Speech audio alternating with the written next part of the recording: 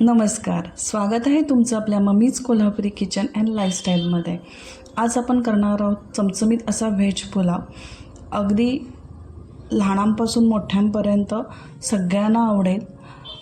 रोज डब्यामध्ये पोळी भाजीचा कंटाळा आलेला असतो, अशा वेळी हा भरपूर भाज्या घालून केलेला हा व्हेज पुलाव आणि पटकन होणारा आहे. कोशिंबीर रायता कशाबरोबरही किंवा रात्रीच्या वेळी जेव्हा आपल्याला खूप सारा स्वयंपाक करायचा नसेल त्यावेळी हा व्हेज पुलाव तुम्ही नक्की करू शकता. करायला एकदम सोपा आहे. भरपूर भाज्या घालून आपण करणार आहोत आणि मी एक सिक्रेट मसाला अगदी शेवटी वापरणार आहे. त्या मसाल्याने या पुलावाची चव वाढणार आहे. चला तर मग सुरू करूया. त्यासाठी मी दिल्ली राईस 2 वाट्या घेतलेला आहे. तुम्ही कुठलाही तांदूळ घेतला तरी चालेल.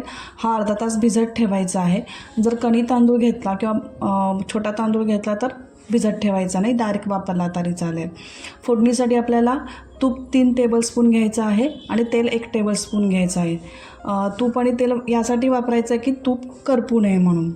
आणि आता फोडणीसाठी आपल्याला अख्खे गरम मसाले सगळे टाकायचे आहेत. जे तुमच्याकडे अवेलेबल असतील ते तुम्ही अख्खे गरम मसाले वापरू शकता. इथे मी एक बडी विलायची, तमालपत्र, लवंग, बदाम फूल, दालचिनी फोडणीला टाकते.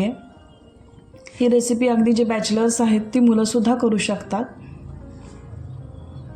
आता खडे मसाले थोडे परतले की आपल्याला मिरच्या 2 फोडणीला टाकायच्या आहेत. मिरचीला कट मारून टाकलेले आहेत. आता 2 कांदे उभे पातळ चिरलेले फोडणीला टाकायचे आहेत.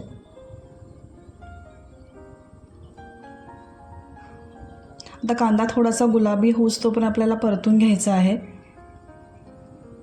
खूप जास्त परतवायचा नाही, नाहीतर पुलावचा कलर चेंज होतो. आता कांदा भाजला की आपल्याला टोमॅटो, गाजर, बटाटा जे काही आपल्याकडे भाज्या अवेलेबल आहेत त्या तुम्ही बारीक कट करून उभ्या अशा पातळ कट करून टाकायच्या आहेत.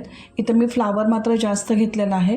फ्लावर 1 वाटी घेतलेला आहे आणि सिमला मिरची 2 घेतलेली आहे. भाज्यांचं प्रमाण कुठल्या भाज्या तुम्ही तुमच्या आवडीनुसार घेऊ शकता. अगदी पनीरसुद्धा वापरू शकता, फक्त अगदी सगळ्यात शेवटी पनीर टाका. आता भाज्या आपल्याला थोड्याशा तेलावर परतून घ्यायच्या आहेत. त्याचा कच्चेपणा जावा म्हणून मोठ्या गॅसवर आपल्याला ह्या परतून घ्यायच्या आहेत. तर भाज्या शिजण्यासाठी चवीनुसार मीठ टाका आणि इथं हळद पाव टीस्पून टाका. जर तुम्हाला पुलाव पांढरा शुभ्र हवा असेल तर हळद तुम्ही स्किप करू शकता. आता व्यवस्थित हळद आणि मीठ मिक्स करून घ्या. भाज्या व्यवस्थित परतून घ्या. भाताबरोबर त्यानंतर भाज्या शिजल्या जातील, फक्त त्यांचा कच्चेपणा गेला पाहिजे. इथे आलं लसूण 2 टेबलस्पून टाकायची आहे. शक्यतो आलं लसूण पेस्ट सगळ्या नंतर टाकायची, ज्याच्यामुळे त्याचा वास अगदी शेवटपर्यंत राहतो.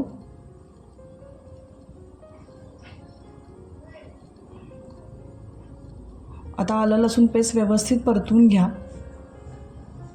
तर गॅस थोडा मंद करा. तर भाज्या व्यवस्थित परतल्या गेलेल्या आहेत. इथे तिखट पावडर 1 टीस्पून टाकायची आहे. पुलावला कलरही छान येईल आणि टेस्टही छान येईल. थोडंसं तुम्हाला तिखट आवडत असेल तर आणखीन थोडीशी तिखटपूड वाढवली तरी चालेल.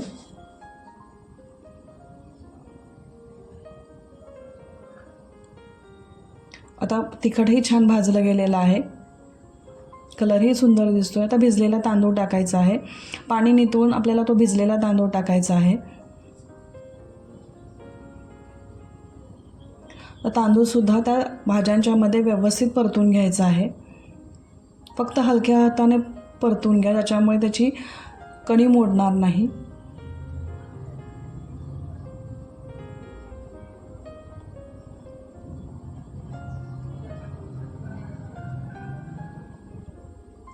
आता पुदिन्याची पानं थोडीशी फ्लेवरसाठी टाकायची आहेत.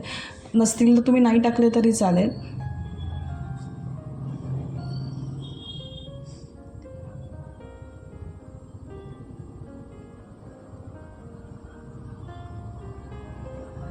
आता आणखीन 1-2 मिनटं आपल्याला ती परतून घ्यायचे आहेत. आता मगाशी आपण भाजीपुरतं मीठ टाकलेलं होतं, आता तांदळापुरतं आपल्याला मीठ टाकायचं आहे. मीठ व्यवस्थित मिक्स करून घ्या.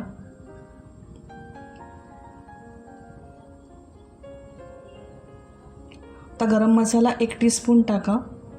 कुठलाही गरम मसाला तुम्ही 1 टीस्पून टाका.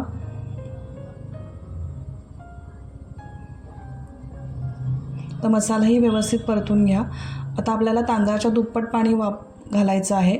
इथे मी गरम पाणी 4 वाट्या टाकलेल्या आहेत. ज्या तुम्ही वाटीनं तांदूळ घेतलेले आहेत त्याच्या दुप्पट पाणी आपल्याला टाकायचं आहे आणि शक्यतो पाणी गरमच टाकायचं आहे, त्याच्यामुळे तांदूळ असा उमलून येतो. आता मी जो सिक्रेट मसाला टाकायचा आहे तो हा मॅगी मसाला आहे. ह्याच्यामुळे खूप छान अशी चव येते, चटपटीत चव लागते. तो अगदी शेवटी टाकायचा आहे. मी इथे 1 पॅकेट मॅगी मसाला मॅजिक टाकलेला आहे. आता व्यवस्थित तो मिक्स करून घ्या.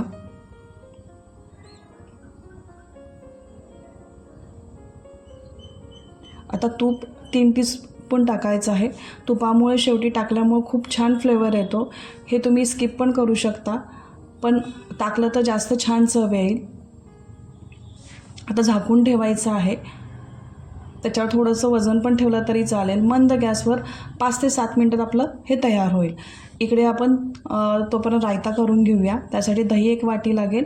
मीठ आणि साखर चवीनुसार टाका. दही शक्यतो मलईदार वापरा.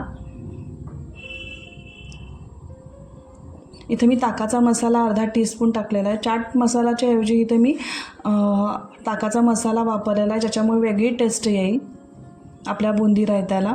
आता व्यवस्थित सगळं दही फेटून घ्यायचं आहे.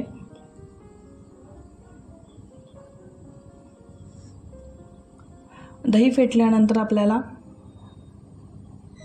पाणी 1 वाटी टाकायचं आहे आणि व्यवस्थित ते मिक्स करून घ्यायचं आहे. खूप पातळही करायचं नाही, खूप घट्टही करायचं नाही आहे. या पद्धतीने तुम्ही पाणी हळूहळू मिक्स करा. ह्याच्यामध्ये मी आता बुंदी 1 वाटी टाकते आहे. तुम्ही खारी बुंदी घेऊ शकता किंवा तिखट बुंदीही घेऊ शकता. थोडी कोथिंबीर टाका आणि शक्यतो रायता हा ऐनवेळी करा. आता व्यवस्थित बुंदी मिक्स करून घ्या.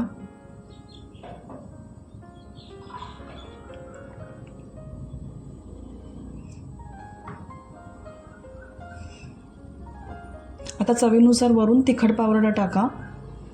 थोडीशी कोथिंबीर टाका. आपला हा थंडगार असा रायता तयार झालेला आहे. 5 ते 7 मिनिटांनी बघूया आपला व्हेज पुलाव झाला की नाही. आपला व्हेज पुलाव अगदी व्यवस्थित तयार झालेला आहे. अगदी मोकळा असा हा व्हेज पुलाव आपला रेडी झालेला आहे. भरपूर भाज्यांनी असा हा पुलाव करायला एकदम सोपा आहे. सकाळच्या वेळेत पटकन होणारा आहे. भाज्या आदल्या दिवशी जर चिरून ठेवल्या तर पटकन हा होतो. तांदूळही छान व्यवस्थित शिजलेले आहेत.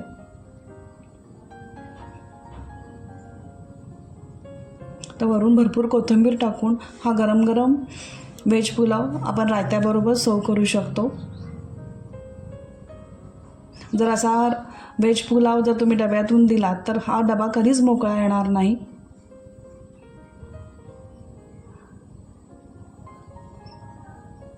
जर तुम्हाला ही रेसिपी आवडली असेल तर लाईक करा, शेअर करा आणि कमेंट करा.